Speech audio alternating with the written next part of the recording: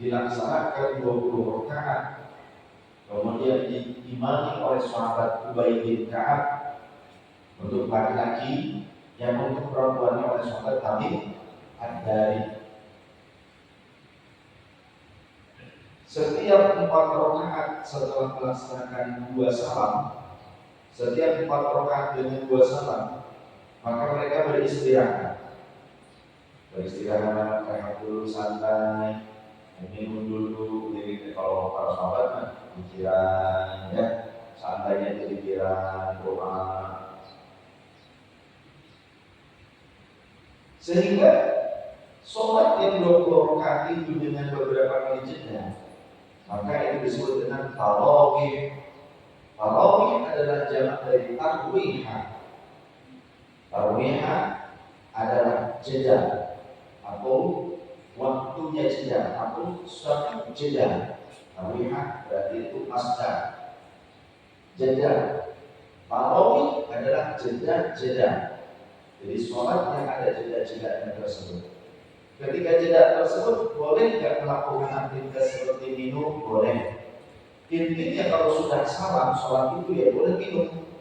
Jangan nunggu 4 rakaat, 2 rakaat juga kalau mau minum aja. Beres salam boleh minum. Yang penting beres salam.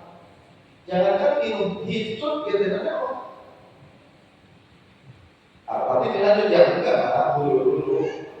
Kalau kentut ya dulu. Beres salam, assalamualaikum warahmatullahi wabarakatuh, gitu ya. Dan kemudian kalau kita untuk tidak masalah.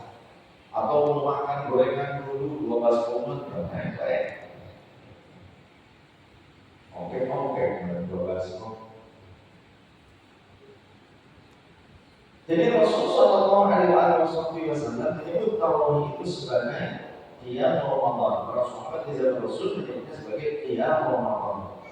Tapi di zaman Sayyidina Umar maka disebut tarawih, jamak dari tarawihah. Dan Rasulullah SAW dalam suatu riwayat Sayyidah Aisyah tidak pernah membagi dari 11 rakaat di Ramadan ataupun di luar Ramadan. Maka ini bukan sholat tarawih.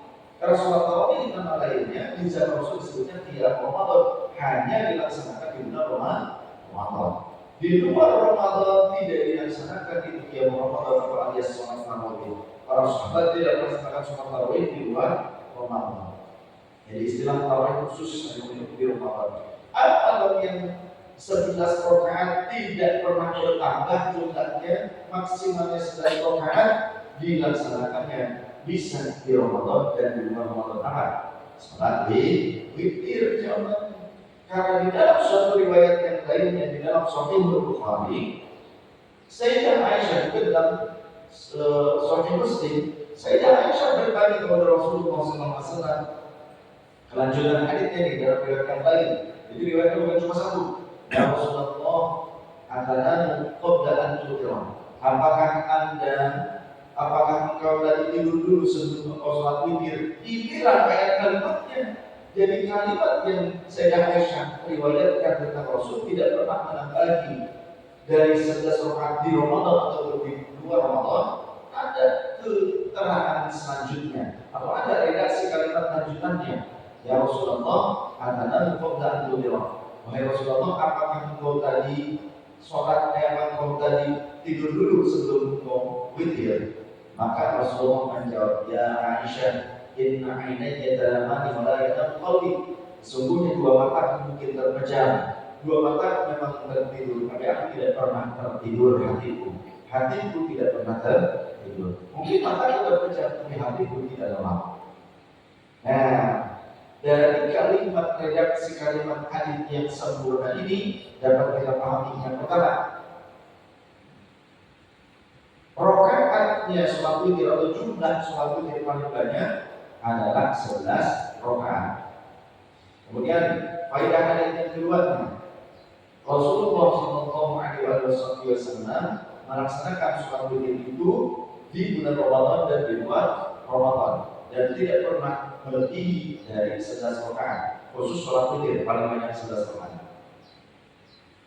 Kemudian faedah yang ketiga, Rasulullah SAW pada saat tidur-tiduran Pada saat tidur-tiduran, kemudian Rasulullah SAW tidak memperbaharui wudhunya. Jadi Rasul melaksanakan sholat witir setelahnya. Rasul tidur sebelum sholat witir. Kalimatnya kan begini, perhatikan. Ya Rasulullah, atana qabla tidur. Apakah kau tadi tidur dulu sebelum witir? Sebelum pelaksanaan sholat witir tidur dulu? Karena Sayyidah Aisyah aneh, Rasulullah tiduran merem, tapi pas bangun langsung sholat witir. Maka Rasul berkata, ya Aisyah, inna ainat yatalamani kembali ke kembali. Sungguhnya dua mataku tadi memang terpejam, tapi sesungguhnya aku masih sadar. Aku tidak dalam keadaan tidur. Maka para ulama ahli fikih menjelaskan, cuma memejamkan mata selama masih menyadari suara-suara yang di sekelilingnya, maka itu belum dikatakan tidur. Maka tidak batal wudhunya. Ya. Jadi kalau kita cuma menjamkan mata perlahan-lahan, bagaimana yang penting tidak batal, yang penting tidak kebelut, tidak keluar gas dari tubuh. Kemudian kita masih menyadari suara-suara di sekitar kita, meskipun mungkin kita tidak terlalu paham dengan ucapan-ucapan orang yang ngobrol, tapi masih terdengar, meski sesak-sesak masih terdengar suara itu.